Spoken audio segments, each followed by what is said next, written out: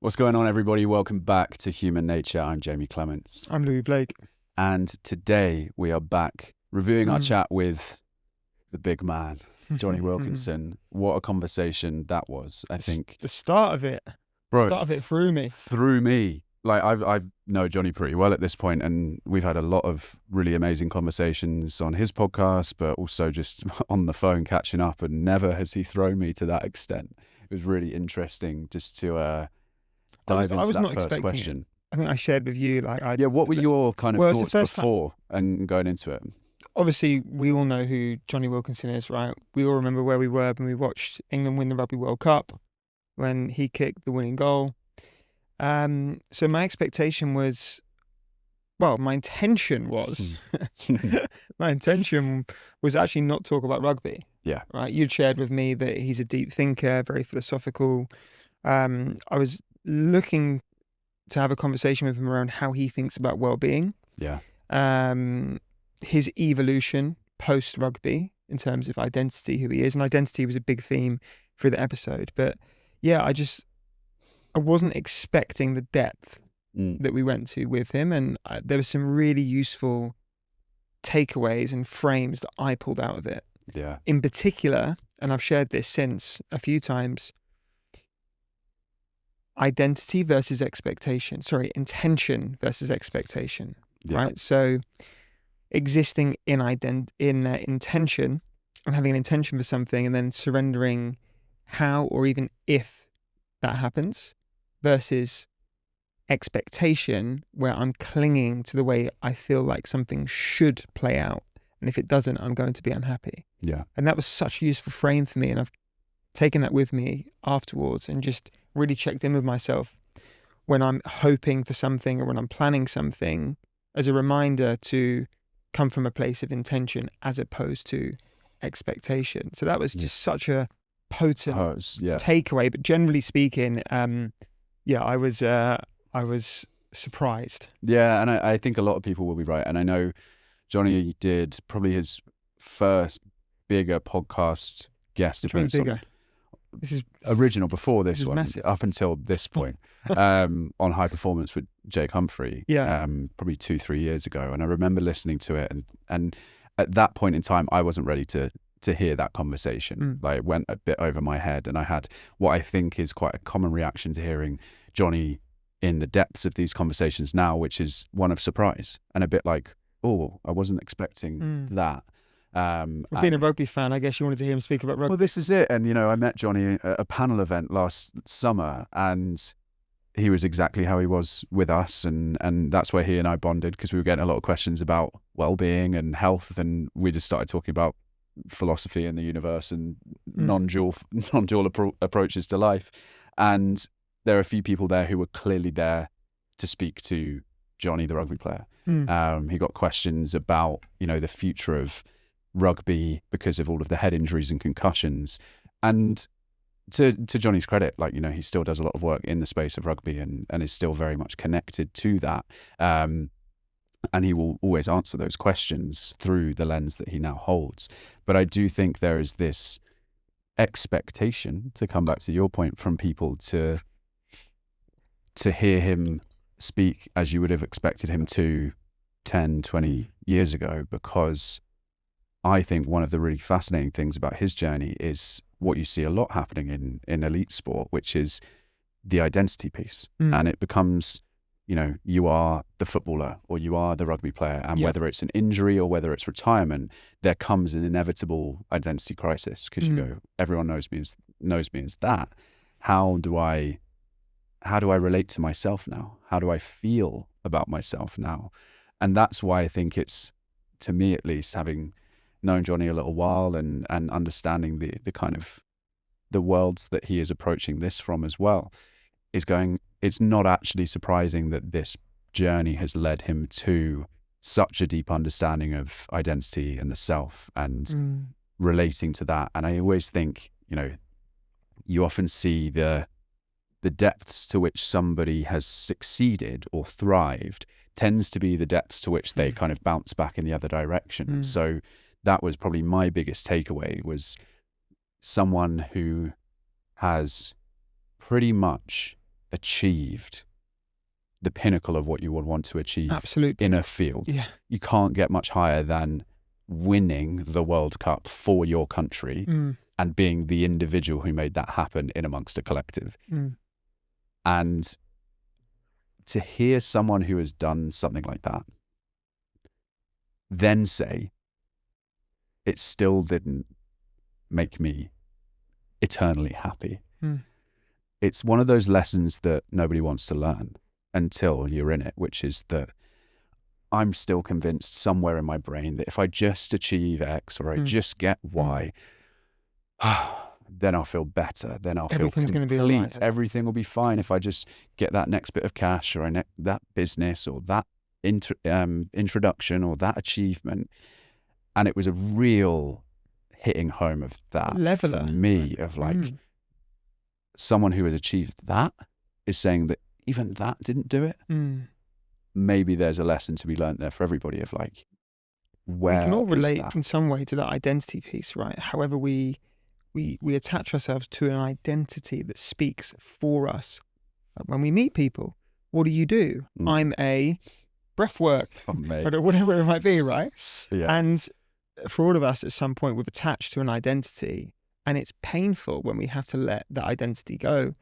Because very often it's not even shifting to a new identity. It's just, I don't actually know who I am now, right? And you mentioned professional sports, which is a big one. If you're no longer the footballer, who are you? But we see it when we've got this job that we think is so important and identifies us. And when we then enter a space where that's irrelevant, we speak about this in the jiu-jitsu mat. No one cares if you're a lawyer or the CEO of a top company or you haven't got a job. Yeah. It's a leveler. Right. So that's why I think it made me think about, where am I overly attached to an identity? And as a result of that attachment, therefore susceptible to potential pain if that identity is removed. Well, there's this whole thing, right, of there is expectation, to come back to that word again, that gets put on you by yourself and by other people when you are overly identified with one part of yourself. And so you mentioned, the reason I laugh when you mentioned kind of the breathwork coach was, I found myself probably in the first couple of years of my career doing what I do now, really enjoying being identified as breathwork Jamie. Jamie the breathwork guy. That was how I was known. That was what people expected of me. That's what I expected of myself. And that actually became really challenging and painful in a way internally, because I didn't feel like I was allowed to be anything else, and I wasn't allowing myself to be anything else. I was denying myself, my wholeness ultimately, and that became a real challenge.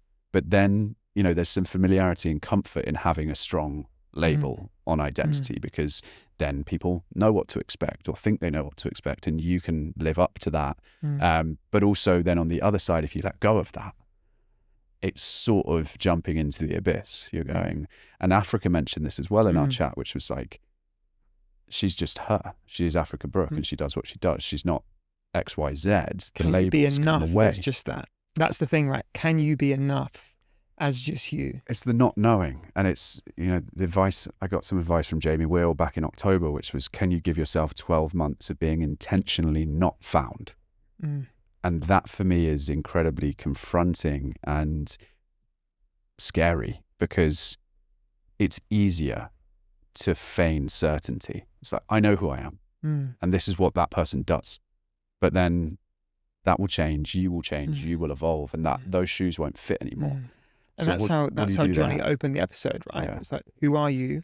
I have no idea. I have no idea. I don't have a clue. I have to say, and I love him dearly, but I was half expecting him to follow his answer up with something. Yes. You and I both sat there like... I was like, how do I keep this going, man? Yeah, I'll let you handle that. I thought it was going to be a long conversation, was how I felt. Like that visceral fear showed up for me straight away. There's also within that, from our perspective, the way that we're doing these episodes, there's a surrender and there's an intention and there's a we have to exist in that energy, because otherwise it can be quite anxiety inducing, right? It's like, oh, we're only going to have one question prepared, and then we're just going to see where it goes with no real prep, which it can be daunting, especially if you're someone like, for us, we're normally, quite well organized, planned, etc. And when something like that happens, it's then calls you into sit back into that intention of, okay, let's just kind of see where this goes. But ultimately with the episode, I was super happy with how it went, because it didn't go where I expected. And if I would have had an expectation, that expectation wouldn't have lived up to where it actually went, which is kind of a metaphor for life generally, right? It's that if you fixate so much on what you think you want, you lose the opportunity to have something that could be so much better. Quickly interrupting this episode to tell you about Vivo Barefoot, footwear designed to help you move naturally, just as nature intended. I've personally been wearing Vivos for more than 7 years now. They've helped me strengthen my feet, improve my balance, and reconnect with the ground, whether I'm training or just going about my day. Link is in the show notes to find out more, but for now, back to the episode. That's it, right? I think the way that I always like to think about this is, it's okay to have a goal, a vision, an intention, a North Star that you're sort of aiming towards. And I think that's a really important thing to have. But often where we can go wrong in that process is that we then go, there is only one path to get there. And as soon as things go left or right off that path, you go, oh, well, that's gone out the window. And actually you've closed yourself off to the infinite ways of getting to that same place. Yeah. And I think that's what I'm trying to really hold on to at the moment. It's like, I know where I'm heading, but I don't necessarily know exactly how I'm going to get there. And just sort of step by step going, cool, I'm here now, staying with that same intention, staying with something else that Jonny brought up, which was this idea of energy state.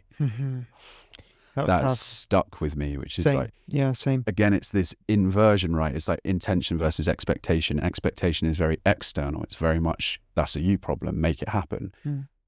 Intention is very much set the conditions internally, and then things will flow in your favor. It's a bit of surrender. Have you thought about energy states since? What does that mean to you? Have you I've just thought about, how do I prioritize that? How do I make that the first thing? So it's taking care of my body. Optimizing, pushing big weights on the sled, massive sled pushes, big lunges, but feeling healthy, feeling vital, energy, like really just like clear in my head, clear in my body, training, eating well, connecting with people, being, surrounded by good people, taking care of my mind and my body to set the conditions for the things that I want to unfold, and trusting. How I've seen this in you recently, and we talked about this earlier as well, is entering like a coffee shop and my energy state being vibrant, positive, electric, and the conversation you then have with the barista, which is, hey, how's your day? Before you say, can I get a whatever espresso you order, how's your day? And then just not having the conversation about the order until you've had that exchange. Which again, it's like, it's allowing that energy state to rub off on someone else. Or with the taxi driver on the way here, for example, it's a little bit of a chat just to make that connection and stay in that energy state, which is reinforced when it's fed back and met, right? And we have the power to override, emotions and energies that can be quite negative just by sitting in that really kind of positive energy state. It's a good frame. It's a good frame. It's a great energy state. What's your energy state? How are you feeling? It's another way to think about that. Yeah. And it's for whatever reason that terminology has really landed. And I think, there's this thing that I always come back to that I think I shared with you before, which is like the thermostat versus the thermometer. Are you setting the temperature or are you just reading the temperature of the room? And I think that for me has been massive, because I would consider myself confident in lots of ways and certain settings, but mostly a relatively shy, introverted person when it comes to social settings across the board. And it's something that in the past I've, beaten myself up for, or not sat that comfortably in. But I do think on reflection, there's a bit of a washing my hands of responsibility for that and going, well, they were being awkward. They were being uncomfortable, so I was just matching that. I was being the thermometer. Whereas actually now that I'm getting into this practice and this habit of actually, okay, don't go on autopilot, open your chest, eyes are open, eye contact, clear, open energy state. And you go, I feel better with that. And they're actually bouncing off of that. They were feeling crap before, and now they're feeling 1%, 5%, 10% brighter and more positive. And all of a sudden I'm in a positive social interaction that has a positive feedback loop, rather than what would happen previously, which is like, I'm a bit, can't be arsed with this. I just want a coffee. Like, I'll take an espresso, cheers. Like that speaks to applying the principle of intention versus expectation to people as well. Because again, if you think about Jonny, my expectation again was ex-rugby player. How, you know, you'd think about that identity, and then you'd have an expectation based on the identity that they have. I think that happens really often, whether it's the way somebody dresses or their background or work they do. We can form an assumption that, oh, they're an accountant, therefore they must be like this, as opposed to meeting somebody, you know, we're being conscious of that judgment. You and I spoke about this. Like, I've realized when I listen to the internal dialogue, I'm so full of judgment on people. And I can give myself a hard time about it, because it's like, why am I judging that person for wearing that or looking like that? Obviously, I don't act on it, but I'm thinking it. And actually just catching myself thinking it, and then sitting back into that intention of just going to meet this person where they're at, with an openness. And then you're very often surprised, because people are very rarely how you expect them to be, based on a selection of arbitrary identities that you're saying, accountant or runner or vegan or whatever it might be. Right? I think the thing for me as well, I always think about road rage in this context of like, of course you can get pissed off at somebody on the road for cutting you up, or you know, not driving well in your own kind of estimations, but you're not that that's bad, your mate. choice. You're not that bad. I don't know. I've seen you on a line bike. It's not pretty. Yeah, I'm reckless on a line bike. But you don't have to. You have a choice. Yes. Yeah. I think this is the thing. There's this reactivity, impulsivity, where, you know, if we're not taking care, this is where it all binds together, right? If we're not taking care of our energy state, if we're not taking care of our mind, our body, how we think, how we feel, and we're all liable to make mistakes, we're imperfect, that's a given. But if you're not taking care of that, then your capacity to create that mental space to allow you to respond rather than react is massively diminished. And I think that for me is such a big one, is going, can I just take just a moment, a breath before I respond? Because those emotions will come up. There will be anger, there will be fear, there will be, you know, whatever it might be. Can I zoom out and go, whew, there's that feeling. But how do I want to respond? What do I want to create in the space around me? Because if you beep that person, they might get pissed off at you.